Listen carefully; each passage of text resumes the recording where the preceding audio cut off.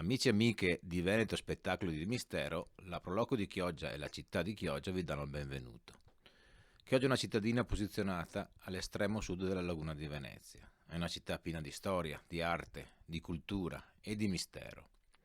Sono infatti tanti i racconti e le leggende popolari che riguardano alcuni luoghi del nostro centro storico e che vengono pertanto avvolti da un'atmosfera, definiamola magica, a volte anche misteriosa. La Proloco di Chioggia, in occasione del festival, propone una serie di interventi a puntate, ispirati alla passeggiata notturna più volte riproposta nelle ultime edizioni del festival, denominata Chioggia e le streghe. Il titolo sembra un po' inquietante, trova la sua spiegazione però sul fatto che spesso questi racconti narrano di vicende e situazioni il cui mistero e la sua natura irrazionale vengono intese spesso come l'opera di malie, di fattucchiere e di presunte streghe. Se poi inseriamo il tutto in un periodo storico, quello dell'Inquisizione, dove la caccia alle streghe era all'ordine del giorno, la leggenda è presto fatta. La prima puntata è dedicata al Refugium Peccatorum, o Sagraeto, area situata all'ingresso della città dal lato sud, zona adiacente ai Giardini del Vescovado e a ridosso della Cattedrale di Santa Maria Assunta, è meglio conosciuta come Duomo di Chioggia. Ecco perché abbiamo scelto di iniziare con la preghiera della Madonna del Refugium Peccatorum. Perché Refugium Peccatorum? Rifugio dei peccatori? Perché anticamente questa statua e questo complesso di sculture si trovava sullo scalone monumentale dell'antico palazzo comunale e doveva servire come monito comportamentale per la cittadinanza, quindi le allegorie della virtù, ma soprattutto la benedizione di una Madonna nei confronti dei futuri carcerati che prima di entrare in prigione vedevano questa immagine sacra e di conseguenza si rivolgevano a lei per una protezione.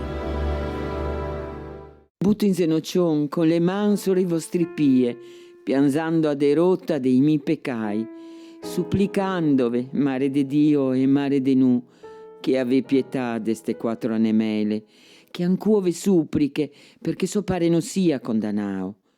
Asi innocente, fe vu che vegna fuori il reo e che confessa la sua disonestà, sta in vu, Madonna della giustizia, de farme sta grazia, e se non su degna, fighe sti fantolini. Vi prometto di fare un ottaviario, venirò ogni dì e sera a pregare per intenerire il vostro cuore, assio pregando e il vostro divin fio me faccia la grazia.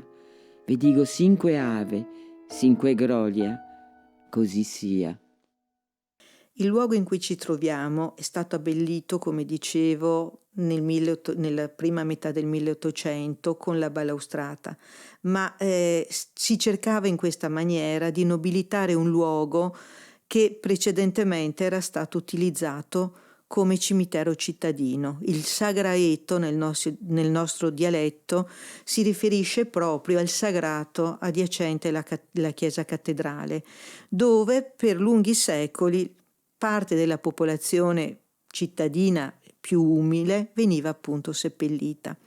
E il rapporto con la morte era un rapporto molto costante. Del resto non dobbiamo dimenticare che qui abbiamo pochi metri di terra e di conseguenza anche le salme emergevano regolarmente, quasi con ogni alta marea, dalle loro inumazioni. Ecco perché nel 1808, con l'editto di Saint-Cloud, Napoleone scelse e impose di portare i cimiteri cittadini al di fuori delle cinta murarie. Di conseguenza tutta una serie di vicende e di storie e di leggende popolari sono fiorite intorno a questo luogo, come dimostra la vicenda del latte alle mosche che adesso Santa vi andrà a raccontare.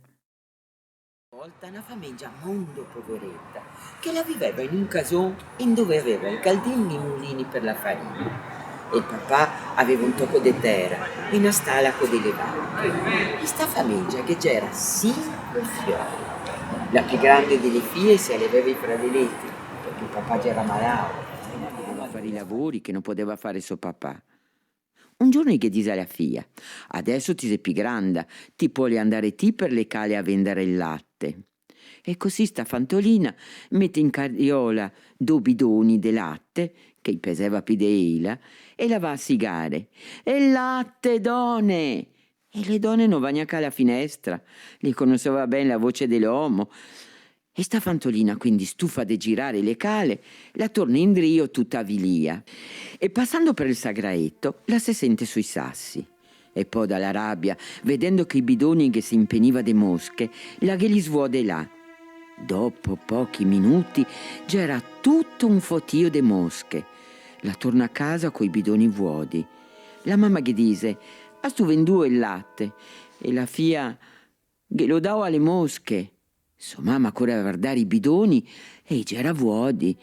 La ciappa in una massa di legno. Vai a farti dare riscai dalle mosche, o si no non venire neanche a casa. Sta fantolina va ancora ai giardinetti del vescovado e che c'era mosche e mosconi ancora sopra il latte. La che sigue pianzando: voglio iscai, non posso più andare a casa. Le mosche che ruseva intorno, la tiole un sasso e dopo un altro. La voleva coi sassi copare le mosche. Poi la che ne vede uno tanto grosso. Con questo le copo tutte. Ma la sbaglia e mira e il sasso va a finire sulla testa di una delle statue bianche. Col sasso la testa sa destaccà e la sendà a finire in canale e non la sa più trovare. Sto fatto però per quella famiglia la se sta la sua fortuna.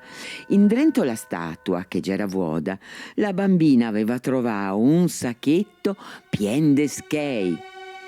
E se guardi ben, la statua ancora senza testa la sì.